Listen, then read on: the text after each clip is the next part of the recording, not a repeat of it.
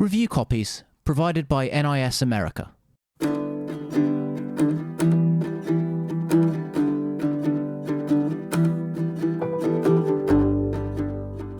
Back in March, I reviewed the latest entry in the long-running Ys series, Ys 9 Monstrum Nox. In that review, I said, and so we finally arrive at the summation of the aforementioned elements, and also the part when I finally tell you if I think Ys 9 is worth your time. In short, yeah, I think it is. It's got some very tangible problems, especially with pacing and aesthetics. It's not perfect by any means, and it stumbles more than once, but regardless of all this, the common theme here is that the pros far outweigh the cons. Its story is both an interesting and engaging diversion from the normal Ys fare, and a great celebration of the series' past. Its characters are diverse and engaging, and its combat is addictive and extremely fun. The gothic tone and slower pace may not be what many fans were expecting, but in the end, everything coalesces to form an interesting, darker, and more introspective tale, which places a higher focus on narrative than many recent games in the series. Is it the best Ys game? Not for me, but that doesn't mean it's not a great time. If you're looking for a fun, engaging, action-focused JRPG with great combat and an interesting story, look no further than Ys 9 Monstrum Nox. However, as this review was based solely on the PlayStation 4 version, I also said this. I mean, I understand that there are plans to release Monstrum Nox on significantly less powerful hardware in the form of the Nintendo Switch version later in the year. Hoping to do a follow-up video for that, by the way. And so, with July bringing two new versions of Ys 9, in the form of the Switch and PC releases, I've returned to see how they stack up against the PlayStation 4 edition. And also, hopefully, to give you a definitive recommendation when it comes to which format to choose. However, before we get into all of that, it's probably worth noting that my base critique of the game itself is unchanged, and so I would maybe recommend pausing here and watching my previous review first, if you haven't already seen it, and then coming back and continuing. Basically, this video will act more as an addendum to the PS4 review, and so while we'll touch on some of the game's general strengths and weaknesses, this will be more about how the PC and Switch versions augment or detract from already present elements. But hey, it's up to you. I'm not trying to tell you how to spend your time. Like and subscribe. Anyway, I'll put a card up here to the PS4 review, and I'll also leave a link in the description below. Okay, so now you're back from watching my previous video, or if not, and you're just the kind of maverick that doesn't give a fuck about conforming to review linearity, let's talk about Ys 9, Monstrum Nox, PC and Switch editions.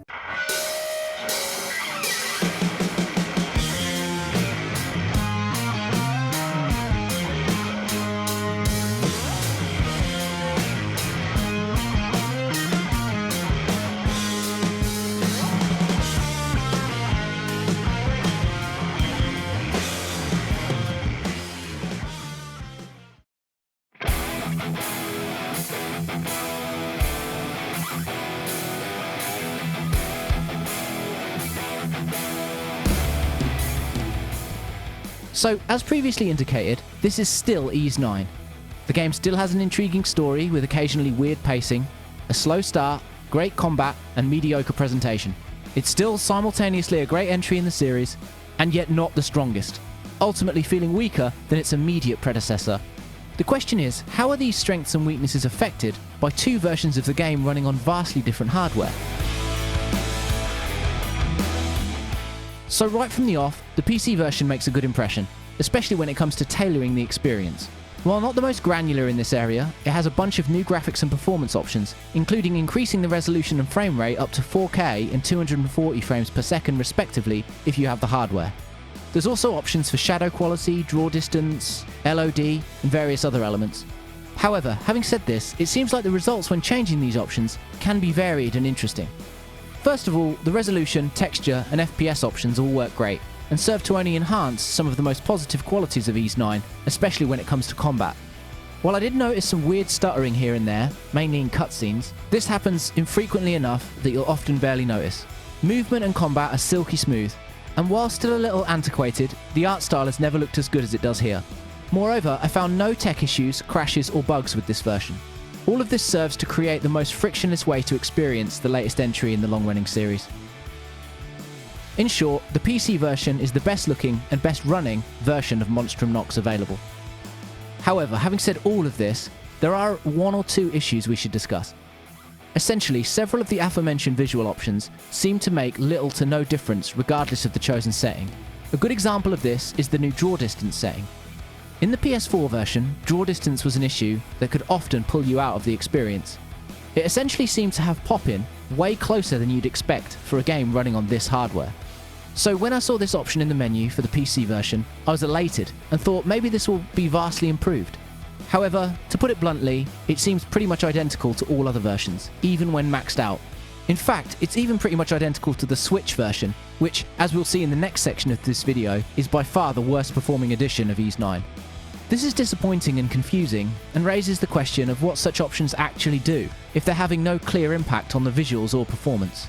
Finally, as with the original game, there are a few cutscenes that seem to be badly encoded video files rather than in-game rendered sequences. I'm not sure if you'll be able to see the difference here with YouTube's encoding, but they stick out even more when the rest of the game looks so much cleaner and smoother. Still, despite these criticisms, all in all I would say that the PC version is the definitive way to experience Ys 9 Monstrum Nox. It can't fix the game's slow pacing in its first two-thirds, its uneven presentation, or its antiquated elements, but it does succeed in both enhancing the game's positive qualities and refining the experience to create a version that stands as the best available. While I would recommend the PS4 version, if you're looking for the most refined edition, this is where you'll find it. In my original review, I asserted that maybe some of the game's more dated aesthetic qualities might have been due to the fact that the game was also due for release on Nintendo's little handheld that could. However, it was unfortunately clear within only minutes of playing Ys 9 on Nintendo's console that this simply isn't the case. Now, it's worth noting before we get into this that I don't have the ability or equipment to measure exact frame rates or resolutions, so much of this is by eye. But despite this fact, after putting in so many hours to all versions, playing games for decades, and also making games for 10 years plus, I feel confident enough in my critique. Just don't ask me for exact numbers. So, resolution first. It seems that even when docked, Ys 9 runs at around 720p at best, but often looks like it's dropping below that.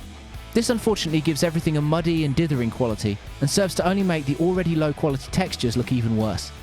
Undocked, the resolution seems to be even lower, dropping down to what looks like around the 540p mark. However, more egregious is the frame rate.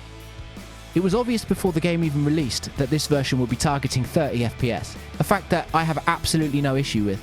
The problem here is that even when docked, there are large swaths of the game where it simply can't hit that target, even dropping into what looks like the teens at some points. While there is a natural mediation, as this issue seems more stable in the game's boss fights and enclosed dungeons, presumably due to less elements being on screen at once, in open areas like the city of Balduq, where a lot of the game takes place, this issue is at its worst, on occasion flying dangerously close to unplayable territory. Of the two ways to play, I found that undocked was preferable and suffered a little less slowdown, but the improvements were still unfortunately minimal. All of this gives movement and combat, two of Monstrum Nox's best qualities, a real sluggish and jagged feeling, with frame rate and frame pacing issues often detracting from the action. Now, it is worth noting that the developer has said that they're continuing to work on optimizations for the Switch version, and will roll out new patches in the coming months to try and fix a lot of these issues.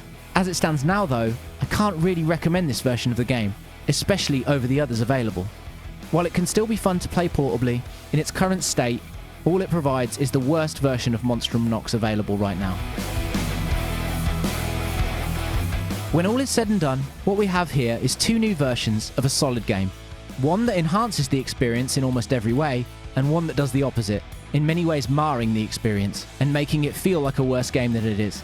While neither are revolutionary or serve to fix most of the issues that Ys 9 shipped with, the PC version does at least offer what I would consider the definitive experience of this flawed but ultimately worthwhile JRPG. As for the Switch version, maybe wait for some patches.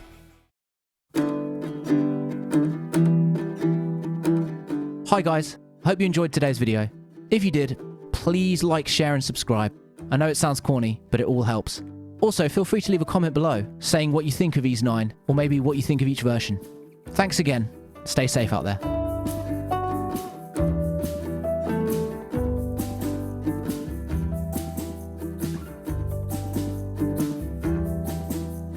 Like and subscribe.